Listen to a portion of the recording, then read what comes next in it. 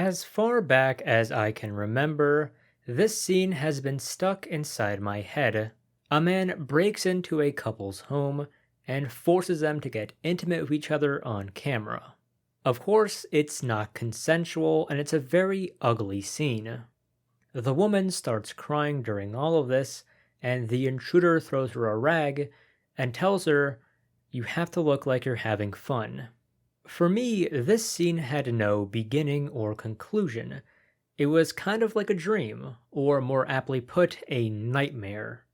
I kind of knew this scene had to be from some TV show or movie I happened to come across, but I was always nervous in seeking it out. Eventually, curiosity gets the better of me and I try to find this piece of media, which wasn't hard. I just wrote the quote I said earlier into Google.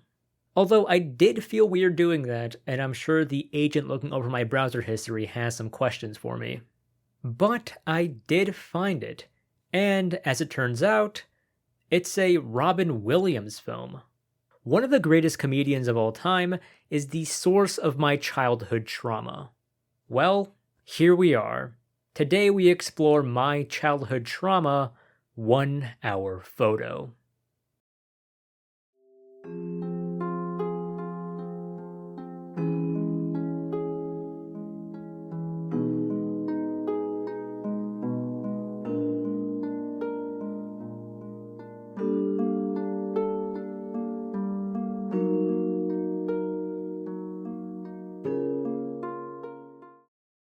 One Hour Photo tells the story of Sy Parrish, a lonely photo clerk who works at an unremarkable store. He has no family and no friends. His job is the only thing he finds purpose in. As a result, Sy becomes obsessed with the Yorkin family. He's processed their photos for over 9 years and sees them as a shining example of a perfect family. A family he proudly displays on his wall. And it's through these photos that he learns everything he needs to know about them. Can I get that address again? Yes, it's 326 Serrano Terrace, Yoshi. I'll take care of Mrs. Yorkin. You have a wonderful family. And if you don't mind my saying so, a very beautiful house, too. But this obsession breeds a toxic mentality. He's deeply dependent on their satisfaction, giving them free items to keep them coming back. And he desperately tries convincing himself he's part of their family. What you got there, family photos? Yeah. These your relations? Yes, that's my little nephew, Jake. You know, I almost feel like Uncle Sy. Sy is undoubtedly a creepy character, but also one that is fascinating to explore. It piques some parts of our morbid curiosity. The feeling of loneliness is an emotion that most people can relate to, and it's something that can make us do strange things. Of course, none of us have stalked someone to the point of making a shrine, I hope, but things like pretending to be happy while having intense feelings of isolation, or watching others be happy and wanting some of that happiness so badly for yourself. Sy's relationship with the Yorkins is also pretty strange, in more ways than just obsessive stalking. One of the film's best scenes happens between him and Will Yorkin. Sy has only ever interacted with his wife Nina, so seeing Will leaves him starstruck, being overly enthusiastic and congratulating him on his accomplishments, while Will has no idea how he knows so much about his life. Sy is trying so hard to be nice, but you also can't blame Will for being genuinely creeped out by him. He does manage to talk with Jake about toys, but as the pair leave, Sy is reminded of his place in the family.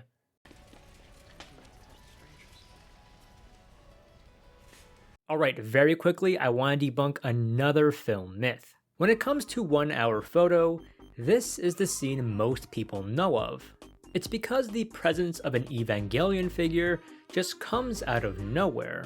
And fun fact, that figure comes from the own personal collection of Robin Williams.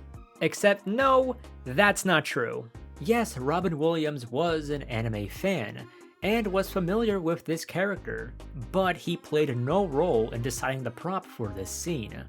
That decision goes to Mark Romanek, who was not familiar with Evangelion, judging by this script. What does he do? Well, he's a good guy, he can fly, and he has a silver sword that can kill bad guys. Really? The reason why he picked this toy is because it looked white and angelic, which was something he wanted to communicate with the store. It's white, clean, and perfect. It's heaven for Sy, whereas the outside world is his hell. And if he was going to pick an anime to represent this theme in his film, he chose the best one. But yeah, this decision was made by the director, not Robin Williams, and I'll link a video down below with more information. Out of all the film myths I've debunked on this channel, this one is the most pedantic, but I'm pretentious, sue me. Sy is a stranger, and all the information he knows is superficial. It's the reason why he can know them for over 9 years, but still not be able to make small talk. He can remember their address, but continues to get their orders wrong. See, someone had quite a birthday party. I did them 5x7 for you. Oh, I wanted them 4x6.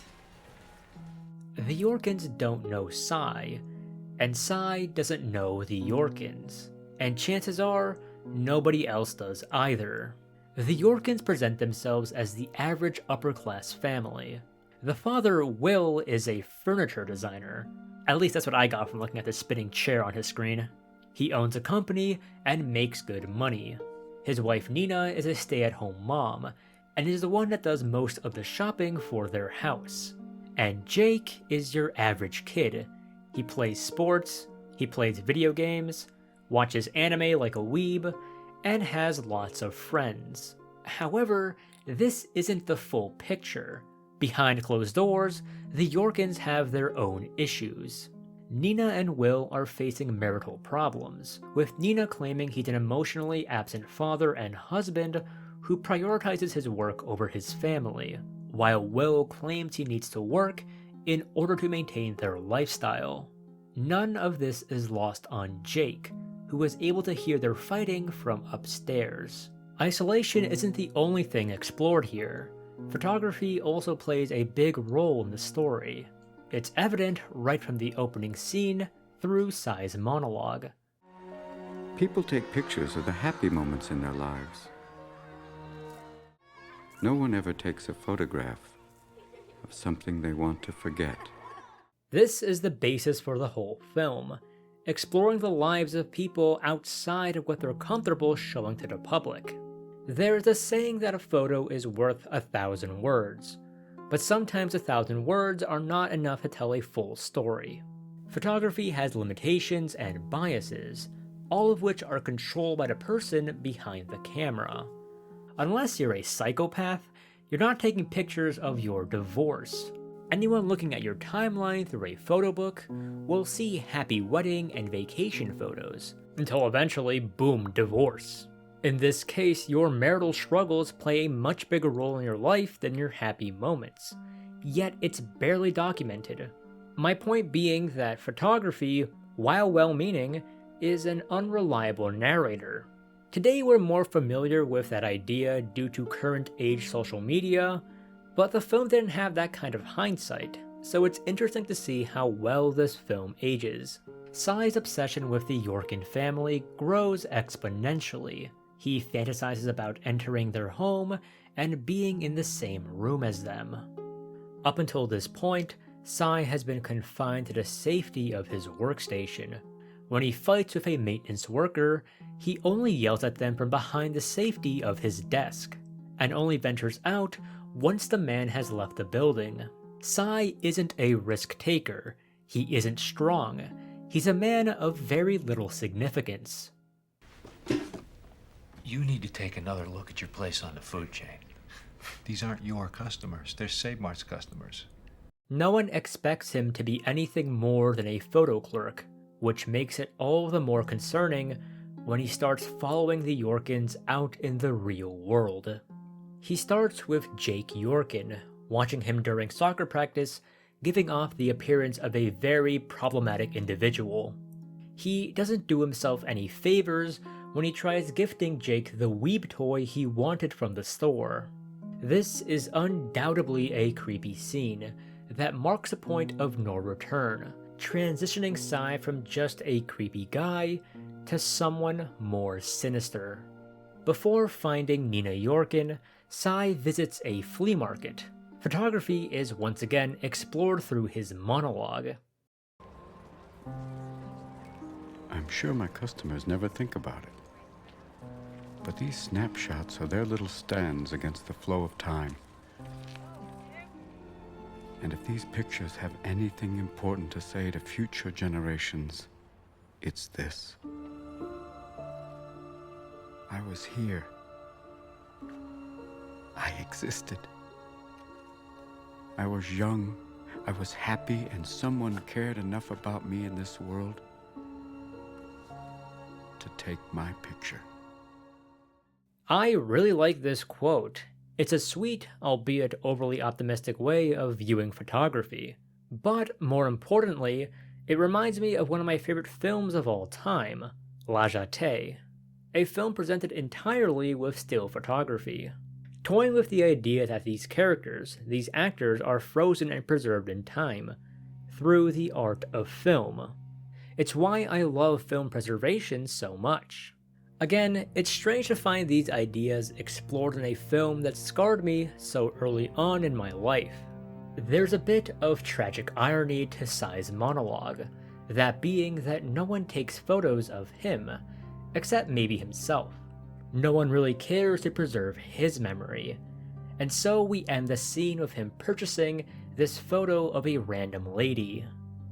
Sy finds Nina during a moment of distress, but once she realizes Sy is near, she switches back to her content public facade. Sy sells her on an idealized version of himself.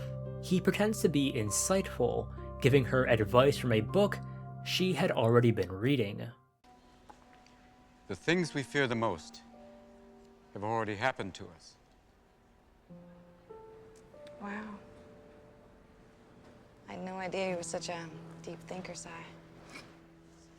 He lies about his past, pretending the photo he bought is a picture of his mother. Despite this becomes the most successful interaction Sy has with the Yorkins. But just as things look up for him, it'll all soon come crashing down. Sometime later, Sy is called into his boss's office. After an internal investigation, they found that he's printed way more photos than he has actually sold. While he denies this, we know that those missing photo prints are hanging on his wall. Processing photos is the only purpose he's found in his life. It's the only connection he has with the Yorkin family. Without it, he's nothing. His entire demeanor changes, even with the Yorkins who are trying to get Jake's camera processed. He cries looking at the photos Jake took, knowing they are the last thing he'll know about him. While looking over the photos on his wall, he finds a woman he recognizes, a past customer who's also friends with the Yorkins. He wants to know everything about the Yorkins while he still can, so he checks her photos too. Very soon, he's going to wish he didn't, because what he finds is photographic evidence of Will Yorkin having an affair. The perfect family he obsessed over was all just a lie. He puts the photos back, not in the original envelope, but in Nina's. Before leaving the store for good, he steals a hunting knife. He spends the day waiting for Nina to pick up her son's photos and follows to see her reaction to them.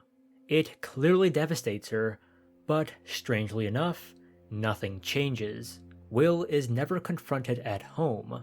The facade continues, and Sy can't understand why. What the hell's wrong with these people? That night, he has a nightmare consisting of him standing in the store, with blood coming out of his eyes. This is symbolic of the state of his life. Living in ignorance felt like heaven, but seeing the truth hurts like hell. Years of his life were dedicated to his job and the Yorkins. Now he has nothing left to pursue, but it also means he has nothing left to lose. And thus we've reached our final act, and the unfortunate point when a young Zelcher found this film. Sy begins the day by taking threatening photos of his boss's house, and has them processed at Save Mart. This gets the police involved, who search his house, only to find his Yorkin family wall, this time with Will scratched out of every photo. Will and his mistress are on their way to a hotel, with Sy close behind them. Nina and the police try to contact him to no avail. Meanwhile, Sy is able to locate his room under the guise of room service. And so, behind this wall lies Will and his mistress. But, more importantly, it's the beginning of a memory that will torment me for over a decade. Sy rushes into the room wielding his Save Mart hunting knife. He commands them to get into compromising positions and begins taking photos. This is overwhelming for the both of them, to which Sy responds with phrases that will stick in my head for years to come. What's this? What's this? Can't you stop your sniffling? This is supposed to look like fun. Nina finally finds out where Will is staying, and the police rush over. They enter Sy's room and only find a camera. They enter Will's room and find both victims traumatized with Sy being long gone. During his escape, he sets off the hotel alarm and a chase ensues. A chase that, I might add, has some great cinematography, despite being confined to just a regular parking tower. Just like a camera, the lights of a cop car flash before his eyes, signaling his arrest. Will is returned to his family. How this traumatic event will impact the family going forward is entirely unknown to us. In the final scene of the film, Sy is interrogated by the police, during which he reveals his own childhood trauma. He explains that, as a kid, his father abused him in the same way he did to Will. You're not the type of father who'd cheat on his wife, hurt his family, betray their trust. You would never neglect and abuse your children. You would never ask your children to do things that children shouldn't do. You would never take disgusting, sick, degrading pictures of your children doing these things. This revelation puts so much into context. It explains why Sy was obsessed with the perfect family, why he had to lie about his past, and why he hyperfixates over photography being used for happy memories. In the end, we see that Sy never actually took photos of the abuse. Instead, he took photos of the small, insignificant things in his life. Well, one question still remains. Why did this scene have such an impact on me? Aside from the obvious. Well, the answer isn't pretty. So fair warning going forward, we're going to be talking about some sensitive topics. While I wasn't aware of what this was at the time, eventually I learned about things like violence, murder, and rape. And between these things, the most disturbing one to me was rape. Now, I haven't faced sexual abuse, and as far as I know, no one I know has either, but I am aware it's an act that leaves its victims with unimaginable trauma. I was still able to understand that sex could be an enjoyable thing, but this scene was almost like a constant reminder that it could be used for evil. And so we get to this quote about pretending to have fun. I could never really explain why this quote got under my skin so much until I saw this image. An image of verified quotes by Republicans on the topic of rape. The main quote of focus is the first one, about if it's inevitable, just enjoy it. You have to be an unemotional psychopath to even think about saying this. Now, at some point growing up, I knew that this scene had to be from some movie, but I was scared to look it up because what if I couldn't find it? What if this movie didn't exist? What if this scene was constructed out of my own imagination? And what does that say about me? Thankfully, this scene really was just a work of fiction. Now, I know y'all are thinking, Zelcher, maybe you should go see a therapist about this. And yeah, I have. Not for this specifically, but for other things in my life leading me to that. But yeah, I am aware that between my 3 childhood trauma videos, this is the one that can actually be considered childhood trauma. It's why I saved this discussion till the end. We started with shitty Gmod YouTube videos, and now we're at actual childhood scars. Awesome. This scene no longer has a chokehold on my mind like it used to, and this may be because of the added benefit of context. One of my big questions about this memory was what could lead someone to do this, or even just think about doing it. Ironically, the answer stemmed from the trauma of abuse itself. But I don't have the context of just the film story, but the film as a whole. I've seen how much of a joy Robin Williams was on set. I've seen how much effort he put into his performance, how he helped Jake, a first-time actor, come out of his shell and helped him give a good performance. I've also seen how much effort Mark Romanek put into this story, how he explores things like loneliness and photography, how he constructed every shot and every detail. I have more context for this film than I could have ever imagined before. I don't think about this scene anymore, and if I do, it's with the added context that Mark Romanek did successfully make a disturbing movie. This film takes on a whole new meaning for me now. It's not a film that I fear anymore, but one that I can admire. So here's a bit of funny behind the scenes. I was thinking of not putting myself in this video because a few days ago, a little pimple appeared on my nose, and I didn't want to be seen on camera with just a little bit of redness on my nose. It's a little embarrassing for me. But I thought, what kind of hypocrite would I be if I'm talking about how people present themselves differently in the public, how they do in private, and then I'm here trying to conceal myself from the public. So you know what? Fuck it. We're out here, we're on camera, and if you make fun of me in the comments for my acne, then you didn't learn anything from this film or this video, and you should be ashamed. Anyways, that's the end of the childhood trauma series. And to be honest, this final episode that I made was kind of therapeutic in a way. You know, finding the entire context of the film, analyzing it, and realizing that it explored ideas that I enjoy exploring in films. It was very strange, but it was very, very nice. Yeah, I did not expect to fall in love with the movie that scarred me so early on in my childhood. I know I covered the whole thing in this video, but if you haven't seen the movie, go check it out. It's very good. It's very good. I guess with this being the last video in the trauma series, I'm kind of legally obligated to ask you, what are some type of media that scared you as a kid? Drop it down below, and I'll read it, and I'll give it a heart, and I'll reply to it.